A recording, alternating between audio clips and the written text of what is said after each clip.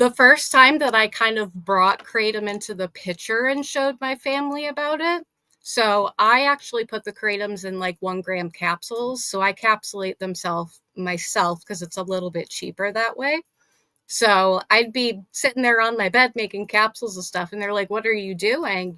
That worried curiosity of the parent with the past addiction problem child. And I, just sat down with them and I told them everything about it. And they were like, "Oh, wow, we're on board with this, whatever is going to help you with, staying clean. And you do seem a lot better on this product." So it was just kind of that first initial barrier of being like, "What are you doing with this weird green powder stuff?" to just educating them. And now they see me making my capsules every day and they're like, "Oh, hey, what's up?" Doesn't even bother them anymore.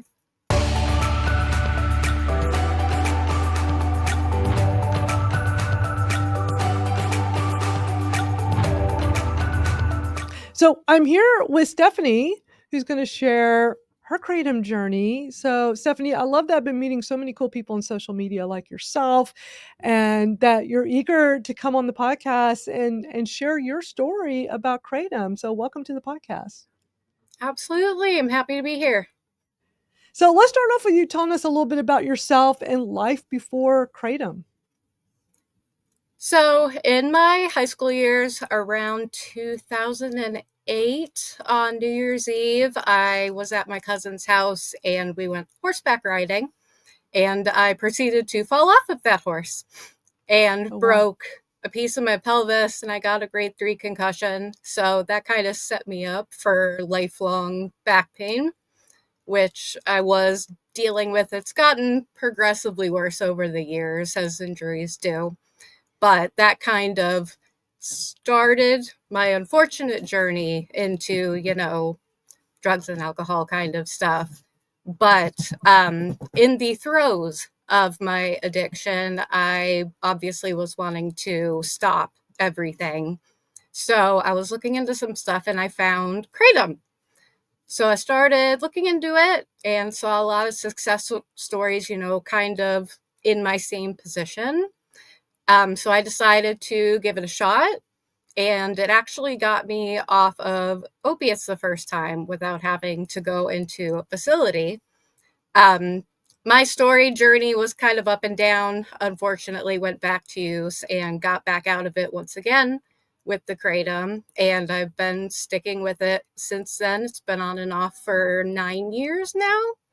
And it's the only thing that really, seems to do the trick for the lower back pain. Ibuprofen and Advil just don't cut it after a couple of years, right? You get so used Yeah. to it. But the Kratom actually did more than just help with my pain. It helped my mood, it helped with my anxiety. It had a lot of different things that were really beneficial to me. That's awesome. Do you remember what it was about, like, when you first heard about, like, do you remember where you heard about Kratom? I mean, some people say they just, were at a smoke shop and they saw it there, or a friend of a friend. Do you remember, like, what it was where you first heard about it? I was actually doing some research on like subreddits for like help with kicking addiction, stuff like that. And it just kept getting brought up more and more and more. So I decided to do my own research into it. And I was like, hey, I should give this a shot. And I'm glad I did. That's great. And so this has been 9 years, so that would have been what, 2016 about when you Yeah, first around there. learned about it? And that was back when the DEA was trying to schedule it into a Schedule I narcotic where it wouldn't have Yep. been available, it would have been banned nationwide, and not only that, with Schedule I, they can't research it, like, it could have Yep. been, like, devastating for so many people. It definitely could have, and I'm glad that that didn't go through. I know in a couple of places in the country now it is getting, banned and scheduled, and it's sad to see, and I can kind of chalk it up to maybe these other products that claim to be Kratom, like the 7-OHs, like those are causing a lot of issues right now, I know, for the Kratom community and Yeah. for people who are trying to actually try Kratom and they're getting sucked into this. Yeah, it's a real shame because people that don't really like when you were first researching kratom, you're probably just reading information, you're going by what people are Yep. saying and articles you're reading. And these days in 2025, you got kratom leaf powder, you got kratom Yep. extracts, you got 7-OH, and they're all different Yeah. and they act differently. But people just think kratom is kratom is kratom. Like it's I feel like all I'm doing these days as an advocate is educating. I'm just educating people that there's Yep. three different types of kratom. And Yes. actually 708 is not even, I mean, really technically it is. They shouldn't even be calling it kratom. It should not Yeah, be they marketed as shouldn't. kratom. But there's just so much confusion. It seems like in 2016 was a simpler time. It was just probably all you saw was leaf powder, right? Yep, and now you've got all of the different strains now coming out. I find that I work best with like a green strain, like for the morning, afternoon, and then I stick with the red strains at night because they're a bit more, I wouldn't say like potent, but they have a lot more relaxation benefits to them. But learning about all these different strains, it was coming on a different period. The more I got into it, the more I started to learn about and the more products that became available to people. Yeah. And what when you did your research initially, what was it about the research that made you decide to just go for it and try it? Pretty much all of the success stories with the drug addiction and people using that to get off of, opiates and stuff. That's what really sold it for me because I was at such a point in my life where I just hated what was going on and just needed to be off of what I was on. But with all the success stories that I was seeing, I was like, yeah, I'll give this a shot. That's so great to hear. Now, I come from the chronic pain community, which is, quite a bit different from those that come from addiction. And I mean, I'll admit, like, I didn't really know much about addiction. I wasn't really around people that had issues. But when I lost access to my through pain management, lost access to the meds, discovered kratom, which was wild that I found it when I did. Mm-hmm. The first Facebook group I found to join, because I want, even though I was going to go ahead and try it, I was still doing a lot of research and learning. I found a Facebook group. It was primarily people using kratom for addiction, to get out of addiction. Mm-hmm. And at first, I remember looking at this group going, wow, they're very informative, talking all about kratom. I Yep. think I'm going to learn a lot here. But then when they would talk of stories of addiction, I was like, I don't know much about this, but I wanted to learn. And I tell you what, it was very eye opening. Because Yeah. for those of us that come from the pain side that don't know a lot, and I know a lot of people in the chronic pain community blame the people with addictions for why we can't get our meds like we used to, that, this whole opiate crisis thing. And I know a lot of people do a lot of finger pointing. And I felt like I got a whole education by being in this Facebook group. Mm-hmm. And I learned about how so many people were sharing, just pouring out their hearts and saying, I don't want to be in addiction. I don't want to be doing this. Yeah. I want to get It's out not of it. fun. And there's this plant that can change that. And then I always loved when people would show before and after photos, Mm-hmm. and they would show, photos of what they looked like in addiction and photo of how they look like now with kratom. And it was just amazing. And I think more people in the pain community need to see this, because I Yep. think it's incredibly eye-opening to see that so many people that suffer with that are desperately want to stop. And Yeah. and they're looking for a way to stop, and how amazing that a plant can be so beneficial to people. Yeah, I feel like I kind of came from both sides of the community because I started using the opiates because of the back injury. So it was a way to manage my own chronic pain without having to go through the issues of like a doctor and those kind of things. But it just kind of spiraled out of control, which unfortunately happens with a lot of people using opiates. They start using it for, pain management, and then it doesn't work. And then you take your different avenues. But mine was primarily being used because of that. Um, so being able to find kratom at that point, so it's going to help with both aspects, right? That was just like a complete lifesaver for me, other than having to go deal with more doctors, spine doctors, back doctors, all of that stuff, and jumping through the hoops because of the opiate epidemic. So that's why I'm happy that I found this, since it is widely available right now for the majority of the country. I want it to stay that way because it is helping so many different communities. It really is, and it's so many people that find immense help with it for such a variety of things, not just for pain, not just from addiction. Great when it takes care of everything, like in Yes. your case, because I can't. I mean, you've been suffering with chronic pain since a young age. I mean, that's got to be Yeah. really tough. I can't even imagine. I mean, I've been suffering with my chronic pain for a long time, but I was a bit older when it started that when all that Hmm. started, but when I hear about people like being really young and having to live with chronic pain, I just really feel for y'all, and, it's great that you found a pain that just helped I mean, found a leaf that helps you with everything. It's just phenomenal, and did you find other great uses for it? Because so many people I've talked to on this podcast will say things like, I used it for pain or I use it for addiction or for both. And then they'll say, and I realized I don't crave alcohol anymore. It wasn't like it was front of mind, but they're realizing like I have beer in the fridge that I haven't touched in a month. And I was like, I don't know what's going on with me. I never do that. Just little things like that. Or they'll say, I don't feel anxious or I don't have any depression that I suffer from time to time. It's really amazing how this plant just helps so many things. Have you found other things it has helped you with?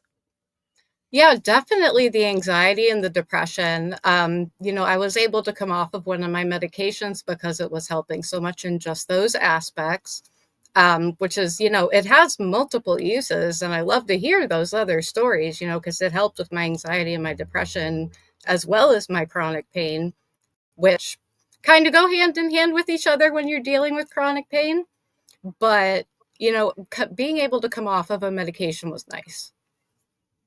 Oh, yeah, I'm sure. I mean, I've had people on here that have been on lots of medication, and they said, "I use Kratom, and I got off of all these meds." I did too. I mean, mine were, for the pain. So, I mean, I was on 2 different opiates. Usually at any given time, it'd be usually 2 different opiates. So I always had a high tolerance. I kept building tolerance with Hmm. opiates. So I was constantly having to rotate them. Me and my Yep. doctor, it was a constant dance of like, okay, I've been at the max of this particular one long enough that it's not working anymore, and then we'd have to go to a Hmm. different one, and then it was just and I don't have that with Kratom. I have never had a tolerance issue with Kratom, and I've taken it every day for over 6 years. I haven't either. I think maybe using the different strains helps, because the vendor that I go through Cat's Botanicals. I'll make sure that I don't buy like the same red strain every single time. So I find that changing out the different, not necessarily the types of strains, but like Malaysia versus like red elephant for red kind of thing. If I don't stay on the same exact one every time, then I don't find that I build up any type of tolerance issue. That's a really smart strategy. So when I was doing my research in the beginning, some people were talking about that, like rotating strains and colors, or just, and vendors. Hmm. And I'm like, "Well, that sounds interesting." And after coming from years of always having tolerance issues with the meds, I'm like, "Well, I don't wanna have tolerance issues with this because that was a pain in the butt to deal with." So, Oh, yeah. from the start of my kratom journey, I just would constantly rotate vendors and strains, and, the greens are only ones that work on me, the others don't. So, I stick with Yeah. greens, but I'll do the same thing as you. I'll do different strains of it. And I found that super greens work really well on me. So then I remember in the beginning, I was like, oh, these super greens and green elephants work really good. So let me try that from other vendors as well. Hmm. And it was just really interesting to see like what worked best for me. But then what's so interesting is that when people hear your story, they're like, oh, I'm going to go try that too. And, tell me what you're taking and I'll just go buy the same. And I'm always telling people it affects everybody differently. You might not get the same Hmm. experience that I get, or somebody will see me on social media saying I have degenerative disc disease. I have the same thing as you. I have degenerative disc disease. So what should I take? I'm like, you won't know till you try. You got to just experiment. Exactly. Did it take you a while with your experimenting to find that green was best for you?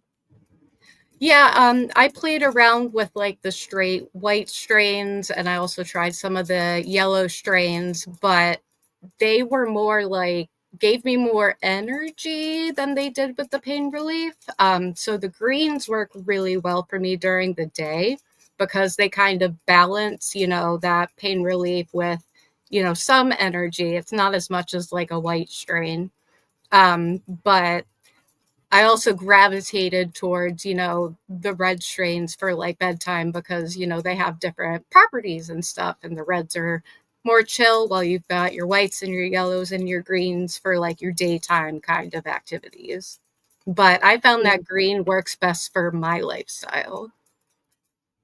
Yeah, it's such a the plane affects everybody differently. It's such an individualized experience from person to person with which color, strain, dose. I mean, dose can take a while to figure out too. It took me a little Hmm. bit of time to work that out, to figure out like what's that right amount for you. And I find it interesting when people are sharing their stories because I'm always eager to learn like what kind do you take and how much and how often. And what worked for me is to stay on a schedule. If I just once I found what worked, if I just take it I can go 6 hours and stay relatively pain-free. So, it Hmm. wears off, and then I just and I with the meds, the opiates, I was having to take them, like, every 3 hours, that was really bad. I Um, was a very high processor, they went through me very I even had the pharmacogenetic test to show that, like, oh, wow. that my body well, I had a really smart pain management doctor.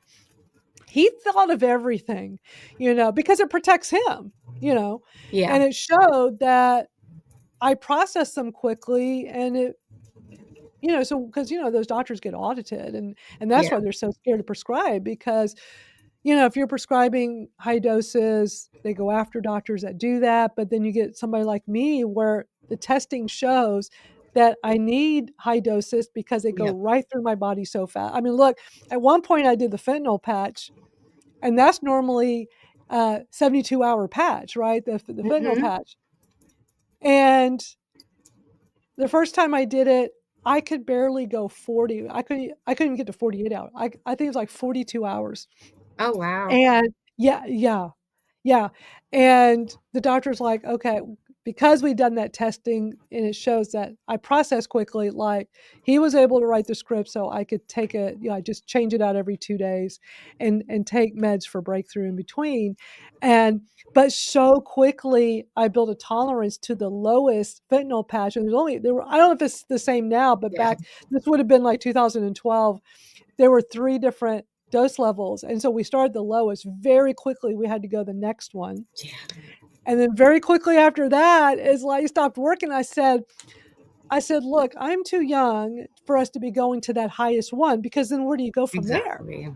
And Yeah. fentanyl could give you really great pain relief, pharmaceutical fentanyl, but it's a lot stronger than some of the meds, and if, like, you're already taking the highest, like yeah, I just was like, "No, let's just go back to the other meds and we'll figure this Hmm. out," and looking back, that was tough going through all that because it's always something, and for me now, 6 years, I can use a leaf. Exactly. I kind of went through something like that. So I had gastric bypass when I was 18.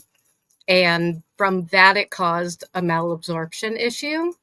So, and it also made things go through my body incredibly quickly. So they warned people not to like drink a lot afterwards. Because I could take like a shot of alcohol and be like completely gone, but it would only last 20 minutes. So I found that hard to like keep up with the drug addiction as well because my body was processing everything so fast that I got up to like such a crazy level of addiction that was not manageable at all, but it wasn't as bad as other people's because I absorb things differently with my body too. So I was fighting up against that too with everything else. Yeah.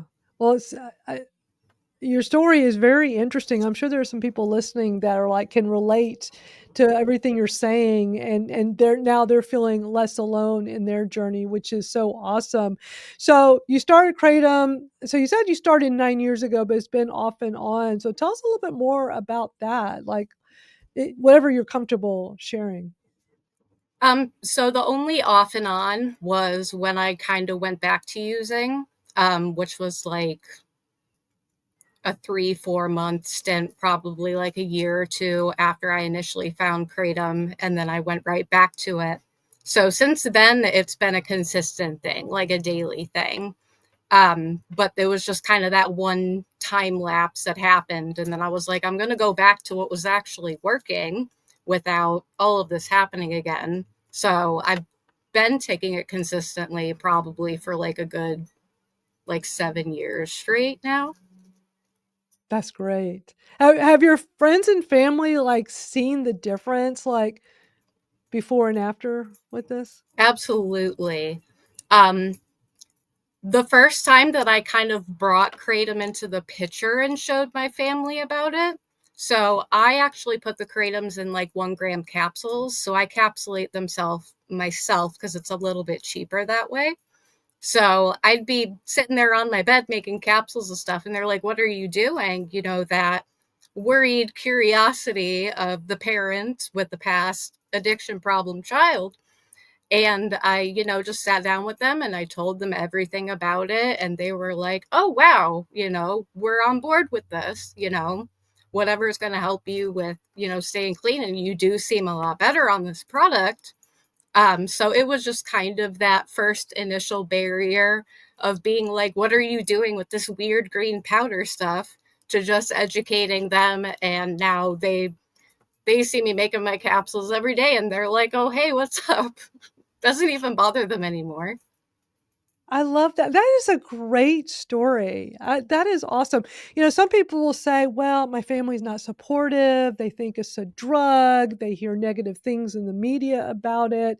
And then others see how well their loved one is doing and can see that this is a good thing. I mean, that's what I went through as well.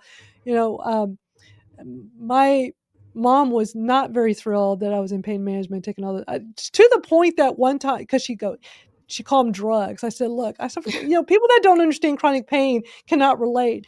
And I just Hmm. didn't like her attitude about it. So finally, one time, I just got so tired of her negativity. I said, "Look, I'm taking you with me to the appointment to go to the pain management doctor. I want you to see what I go through. You need a better understanding of what this." And it helped tremendously for her to get a better idea and to see Yeah. that I was not abusing. It's just to give me quality of life. And then years go by, and then I ended up going home to take care of her. She need, towards the end of her life, and so I moved in to take care of her. And that was when I lost my access to the meds. It was my dad had just passed away suddenly. I moved back home, and like somebody had to take care of my mom, so I moved in to take care of her. And literally, this would have been probably just a few months later, a month or two later, is when I lost my access. So I'm like, oh my god. Well, I knew my mom would be happy that I wasn't gonna be taking opiates anymore. Uh, but I found kratom, and I remember telling her about it, and she was kinda surprised like a leaf, and, I was just so impressed and amazed, and so she was really excited my new kratom journey, and my friends and family could see, like, wow, Hmm. here she went from taking all these narcotics, even though the narcotics I could if I didn't tell people, they had no idea what I was taking because I didn't go around telling Yeah. everybody. Only people Yeah. close to me knew what I was taking. But like, oh, on any given, yeah, on a day-to-day basis, it was OxyContin, Percocet, gabapentin, muscle relaxers, lots of it every day. You cannot, they didn't affect me in any negative way. I could still function. I could drive. I could work. I could do everything. So people had no idea. But those that did know, even though they saw it didn't really affect me negatively, still, when you know somebody close to you is taking all that, but Yeah. then, like, instead I'm drinking this tea now, and Yep. people are, like, blown away, and they can Yeah. see that Yep. I'm doing actually not just as well, I was doing better because I have less pain, Yep. and, it was great getting that support, but sadly, there are plenty of people that say they get no support or they're Yeah. afraid to tell their loved ones, which is really sad. It's really hard when that happens. Well, there's so much negative publicity, and that doesn't help at Yeah. all. It doesn't help at all. It's like if Yeah, people actually took the time to do their research, then they would understand a little bit better. Like when I told my dad, he's a big researcher, so he like dove headfirst into learning all about it and he was completely on board. But you have all the negative publicity now, and then people lumping in the 7-OH stuff with it, and now everybody is thinking these horrible things with all the mislabeled products and everything, that it's like an uphill battle right now trying to get people to understand what it actually is and what it does. Absolutely, because, yeah, you tell your family and loved ones, they see you use kratom, but now with all the negative publicity in the news and this association with 7-OH and kratom, I'm sure you've had people say, the stuff on the news, is that what you're taking? What they're talking about in the news that Yeah. they're gonna ban?" Yeah, my grandma and my mom have said that a couple of times, and I've had to give them the whole breakdown on everything, but they've seen me use it for years, and they know that half the stuff that people are reporting on just isn't the truth.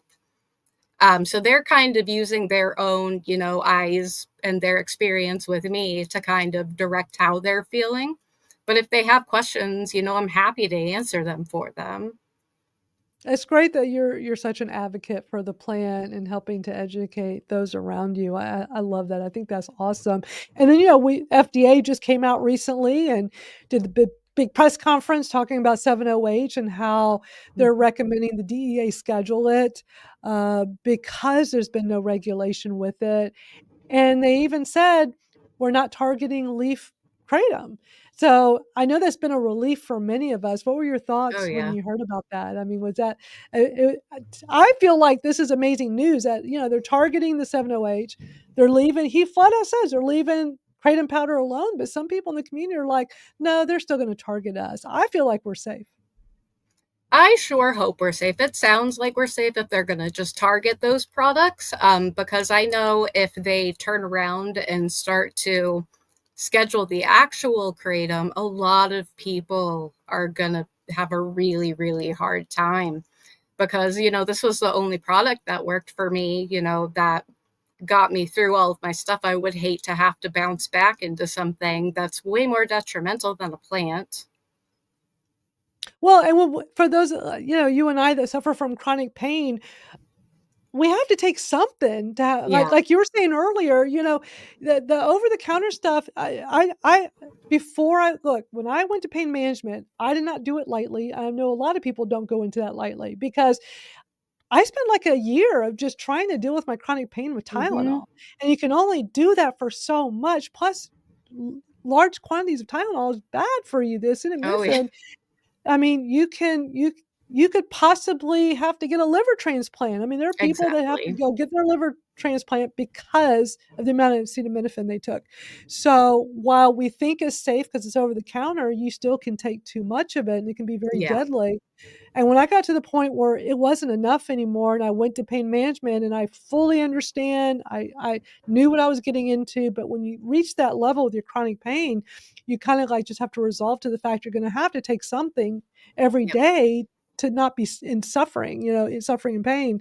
So, I totally understood that going in. I tell you, 6 years of kratom, and I'm still blown away every day. I just drink my little swamp Yep. water tea, as I call it, and I just do so much better, and I have less pain than the meds. Absolutely. Yep. It's wild. It's just hard to It's believe. crazy. I know. I mean, thank goodness this tree from Southeast Asia made its way here so that we can benefit from it.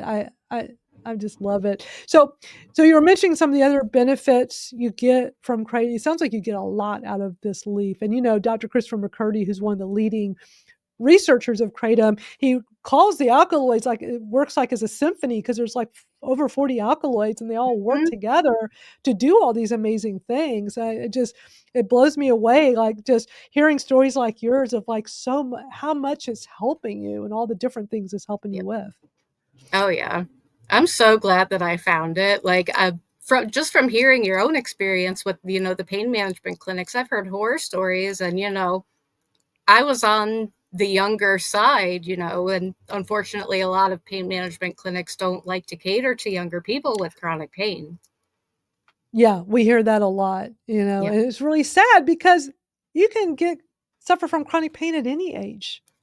Like, I have the x-rays to prove my hip was broken. Like, Yeah, I know you guys can't feel my pain, but I've got the proof that it's there, but they're just so right. reluctant with the younger people. Yeah, and it's a real shame because, no one should have to suffer in pain. No. Well, tell us about how kratom has impacted your daily life and just your overall well-being. I mean, you work at, in veterinary care, right? Yep. Yep. I work at an emergency veterinary hospital. I pull 12-hour shifts overnight. But it's so much easier to just, take a couple of capsules in the morning and then on my lunch break, take a couple, and then I'm good all the way the whole 12 hours until I get home at night. And then, I'll take my night meds and I'll be completely fine. And I mean, I look back on, the past drug addictions, and it was like every 3, 4 hours during the day, and it just ruined my entire day.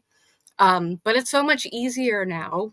And it does so many great things for me, and it's not impacting my life in a horrible way. So I mean, it gets me through 12-hour shifts at work without having to wear my back brace. Like, it's fantastic. That is amazing, Stephanie. That must be an awesome feeling that, this plant allows you to do that. I mean, it's just like gives you your life back. It definitely gave me my life back, like 100%. Yeah, I mean, you're definitely a testament to the power of the kratom leaf for sure. And for those watching the video version of this, you're wearing a neck brace because you recently got into a car accident. Has kratom Yep. been helpful with your recovery from that? It has. So, they didn't want to give me like any type of pain medication at the hospital, which was a little bit weird, but I found that all I actually needed to do with this accident was take like 2 more capsules. That was it. So my daily doses, just 2 extras for my doses throughout the day, and I was completely fine, which, Wow. they didn't have to put me on an opiate. I'm so happy for that. That is amazing. When you so did you have to like go to the ER, an ambulance, or like what happened Oh, like after the accident? I went to the ER and they did, a chest x-ray. We thought a rib was broken. It wasn't, thank you. I had to do like CT scans of everything. Um, Lots of testing and stuff, but I have to follow up with like a specialist in a couple of weeks for it. Um, but yeah, it just blew my mind how, less is more with this plant. Like, I didn't need to start taking a crap ton more or anything. It was just a couple. Well, But I what's so love the interesting. versatility. Right, right. Well, what's interesting with this plant though, and again, it goes back to how it affects everyone differently. So you're just able to take 2 more capsules and get through this ordeal you've been through. With Hmm. me, I found that I have a limit of how much powder I can consume, and it's 2 teaspoons. I mix it up with some hot water, drink it with some juice, and if I take more than 2 teaspoons, it's not gonna help my pain anymore. So, like, Yeah. that's if I take less than 2 teaspoons, it's not gonna help. So, but it's weird because if I have an extra pain day or some kind of flare up, I want to take more, but it's not going to do anything. I'll just take extra Tylenol, to supplement my kratom. But that's it. But I think that's so great that you're just able to increase a little bit more to get that extra relief, but also knowing that less is more. So because Yep. I think the problem some people run into with kratom when they overuse it is it's working great, they like it. Let's take more because I'll feel even better. What are your I thoughts feel on like there that? are only so many receptors in your body, though. So if you're taking more of it, there aren't enough receptors for it to use. So you're just taking more, but it's not doing anything. Like, I had Yeah. to play around with my dose for quite a while, but once I figured it out, I kind of knew where my boundaries were. So I knew that I was able to kind of up my dose slightly for after when this happened, because I had played around with it so much, which, it takes time to figure out where that sweet spot is. Right, exactly. And how is it helping you from back when you were in your opiate addiction? I mean, does it just make you just not crave to be taking more, more, more? Or like what can you describe like what the feeling is that kratom does different from back when you were in active addiction? So they work on the same brain receptors. So you only have so many like opiate receptors in your body. In addiction, as you take more of the drug, more receptors appear in your body. So that's why you start to have to take more and more and more of the medication. It's all about them working on the same exact receptors. So, did it get me high? No. Did it fill up the receptors that were causing all the agonizing pain and side effects from the withdrawals in my body? Yes. So it worked kind of like a band aid for the same receptor. Um, the only thing I can really think to compare it to is like when people get Suboxone for their withdrawals and it works on the same receptors, but it doesn't get you high to that effect. But I know I didn't want to use Suboxone because that was just another drug, band aid, opiate for the opiates I was trying to get off. But it's from my research, I found out it's because it works on the same receptors for everything. So it doesn't get you that weird high feeling, but it gets rid of the cravings and, the benefit of it giving you actual pain relief without completely turning your brain to mush. Yeah, I mean, it just does it all for you. I love that. What do you think of, like, have you heard that now pain management doctors are trying to put patients on Suboxone instead of regular opiates? Have you heard about this? No, I haven't heard of that. Like I know about them using it to get people off of opiates and that it has some pain relief properties, but I thought that that was only used for like certain situations. I didn't know that they were using it strictly for pain control options.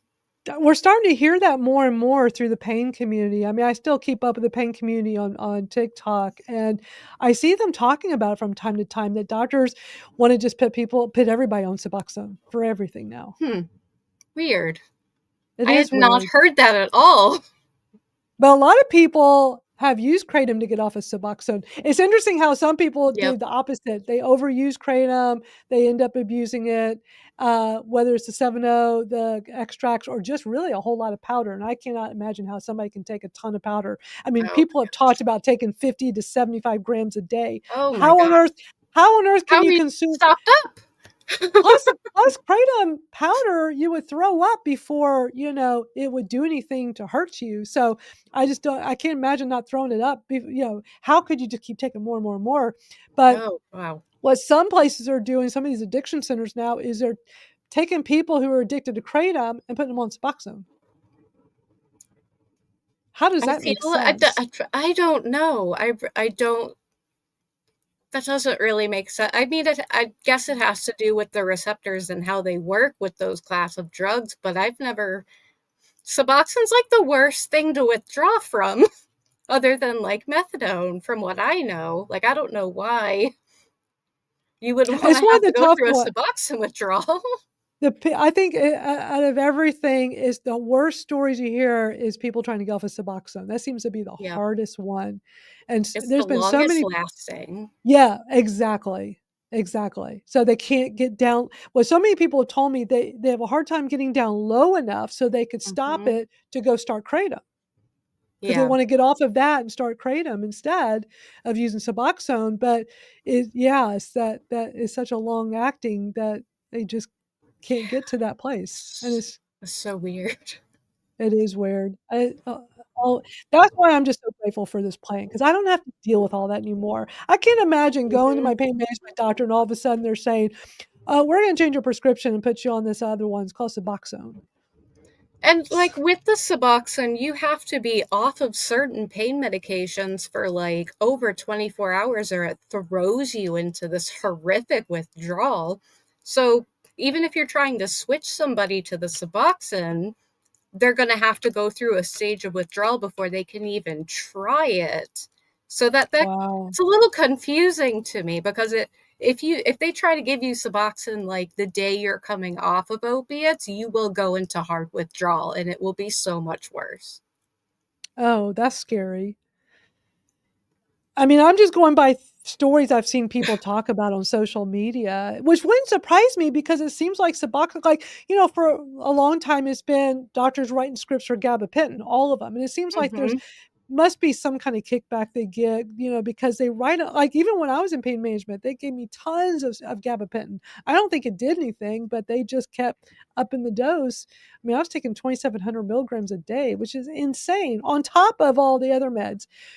looking back, that was like a lot of Yeah. those, a lot Gabapentin of is those the capsules. first thing that they threw at me in rehab, actually. They had me up to like Did they? 1,200 milligrams 3 times a day. And I'm like, what is going on with this? It Yeah, was they very freely crazy. prescribe it. Yeah, but now it seems like Suboxone is the one that's so freely prescribed. I don't know. I don't know if it's just like the amount of money they make by writing these scripts. It's just an odd thing. Like, why is it always just a focus of one particular Yeah, drug that I that have they just noticed that. freely prescribe to everybody? Yeah. And that's a big part of the problem. I mean, treat the patient, treat their pain, treat their issues instead of this generic one-all drug for everything. Yeah. Like that's not Yeah. necessarily right for everybody. Um, Exactly. again, again, it goes back to why we love our plant kratom. It's like Yeah. it does everything and more. And it's Yeah. natural. Comes from a leaf and it's not crazy expensive and easily accessible unless you live in a state that banned it due to Yep. basically misinformation and propaganda, Yeah. which is so infuriating. Like Louisiana just banned it and made it Schedule One, Yeah. which is it's just ridiculous.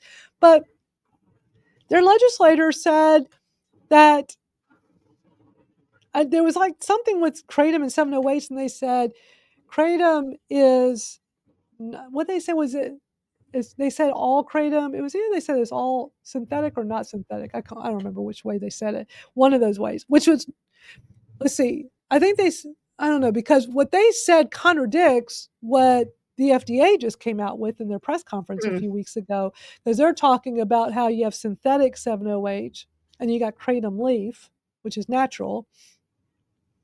You would think that they could take this information from higher up in the government and go to the state of Louisiana and say, hey, y'all need You'd to think fix this so. ban.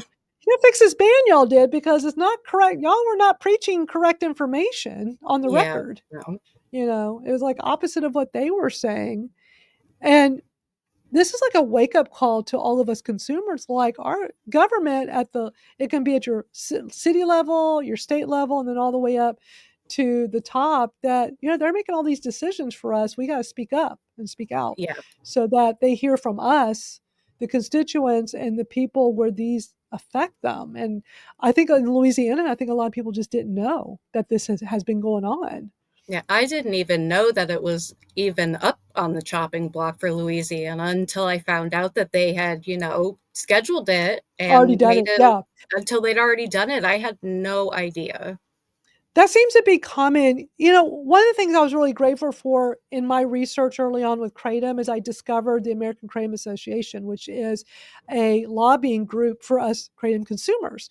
And so early on, I joined their email list. So I always get their emails, and they're the ones that keep up with all the legal stuff around the country. So that was a way for me to always be aware of like what's going on everywhere. And they let you know so that you can voice your opinion when needed and just know what's happening. And I think we need more people knowing about that group and groups like it, because Yeah. how else are we supposed to know? I mean, who thinks to go pay attention to your state government, Yeah. the federal government, we just assume kratom will be safe. Yeah. I wasn't even aware about that. But I think there doesn't just need to be more education among the community, to know that those kind of groups are out there, because a lot of people, they're getting them from like smoke shops and stuff like that, and they don't realize that there's like a bigger group behind it that can give them all of this information and send them to reputable, manufacturers. But, I didn't know that there was like a group out there keeping up on legislative stuff. I'm going to have to go subscribe to their newsletter or something. I'll put the link in the show notes for this episode. But yes, AmericanKratom.org. They're the ones that stay on top of everything. And they work so hard to do it. And I've been connected with them for years. I love the work they do. I've donated to them in the past. You don't have to donate. They do take donations through the community, but it's just a great way to stay on top of what's happening around us. But it's just important for us to speak up because Yeah. people need to. I always say, like, we got to normalize this plant. Like, too many people are Hmm. scared to talk about it, and if that keeps happening, then we're going to see more of like what happened in Louisiana, where the people in charge are going to set laws that we don't agree with, and if we don't pay Hmm. attention, you can wake up one day and you no longer can access your kratom. Yeah, and I feel for the people in Louisiana because I feel like that happened to a lot of them. Yeah, well, they estimated like 300,000 kratom consumers in Louisiana.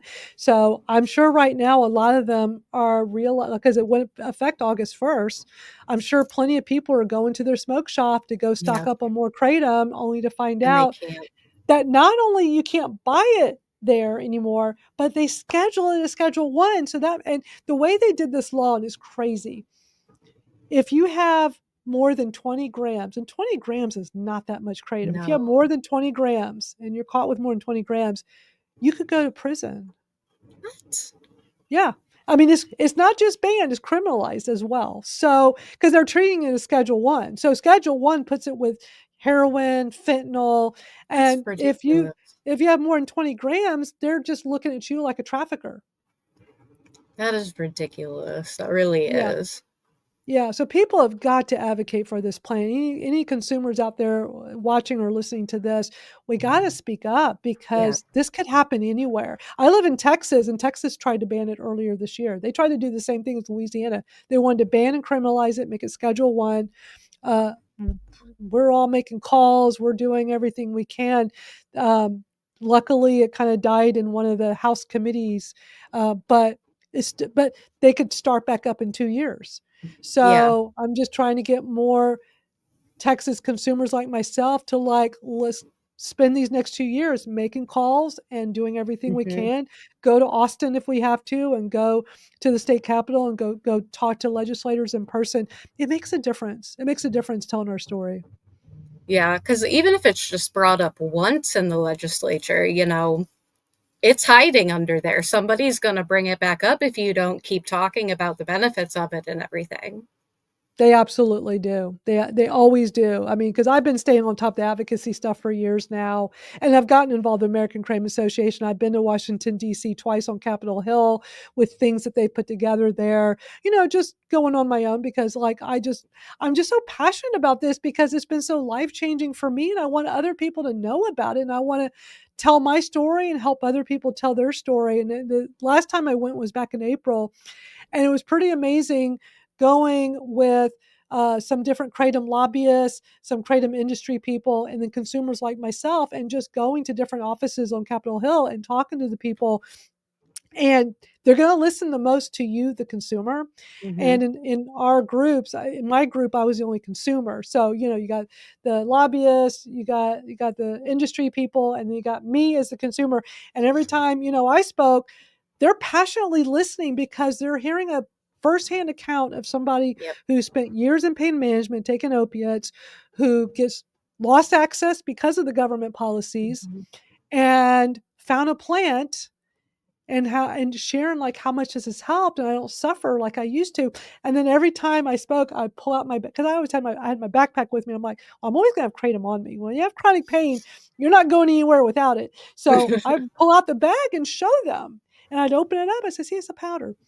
And they took such interest, and we need more stories like that out there to these legislators that make decisions for us, so they can see that it's not scary, it's not harmful. It's not. The science shows that it's safe. The FDA, I don't know if you know, the FDA, who's always badmouthed kratom until now, they're saying this, finally saying leaf is okay. They did a single dose study of kratom. They did capsules. It was what was it? Single dose study up to 12 grams. 12 grams at once is a lot. They had people Hmm. take 12 grams of capsules in a 5-minute period, and the FDA was sure people were going to die. Oh no. And the worst that happened was a few people got nauseous. Well, if you feed me 12 grams of capsules in 5 minutes, Hmm. I'm going to be nauseous too, because that's a lot of capsule shells to be Yeah. ingesting in a short period of time. So they know it's safe. They just haven't, like, published it on their website yet. They've talked Yeah. about it. They've mentioned it in different kratom symposiums, but they've yet to like make it official. So we know it's safe. The science shows that it's safe. It's so weird that, once people know about that evidence, then that's great. But I feel like a lot of the people, you going and talking to these legislators is like great because they don't have that perspective of like the actual consumers. And with, that study, maybe if more of them knew about the study, then we wouldn't be having it on the chopping block everywhere. Yeah, exactly. We just need more fellow kratom, everyday kratom consumers to just speak up and help spread the Mm, awareness because I think that's what'll help keep it safe. And so, yeah, this has been such a great conversation, Stephanie. I'm so glad you came on the podcast. I always like to end with the final question being knowing everything you know now, and you've been using kratom a long time. What advice would you mhm. give to someone to help them get started in their own journey? Definitely research the manufacturers. I don't really recommend going to head shops for it because you never really know what's in those kratom packages. But look into like good manufacturers. There's a bunch online. I mentioned I go to Cass Botanicals. I've done Organic Kratom USA. Those are the two manufacturers that I found that I like the most. But if you're going to try it, definitely don't try the head shop stuff first because you don't know what's in it. Definitely go to somebody who lets you know exactly what's in it.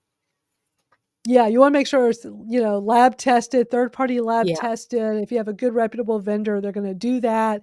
Yeah, that's excellent advice. Thank you so much for coming on the podcast and sharing your story with us today. Yeah, not a problem. Happy to do so.